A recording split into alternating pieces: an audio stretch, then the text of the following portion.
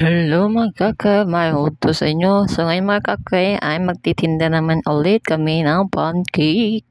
Hotcake pala po mga kaka, no? Iba pala yung pancake na hotcake. Kasi hotcake mga kaka, no? Natural ang pancake, maraming ingredients kasi yun. So ngayon mga kaka, halo na yan naman ang hotcake ko.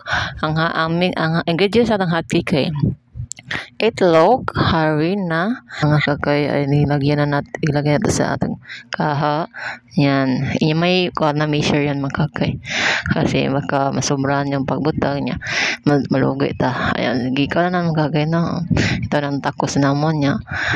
Kailangan luto pantay-pantay ang atong hotcake para maluto kaya na may uban, mahilaw. Kailangan dyan na bandayan. Kaya saya mo paig, masunog ang hotcake. Nagilunod na baliktad na ang atong hotcake mga kakay.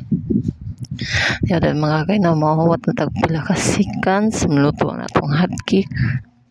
Tayo naman yan na parang napuputi na yan ay imbis na maluto na ito na sa ilalim at ibaliktad ng atong hotcake. Ayan, madali lang yung maluto ng atong hotcake mga kakay no.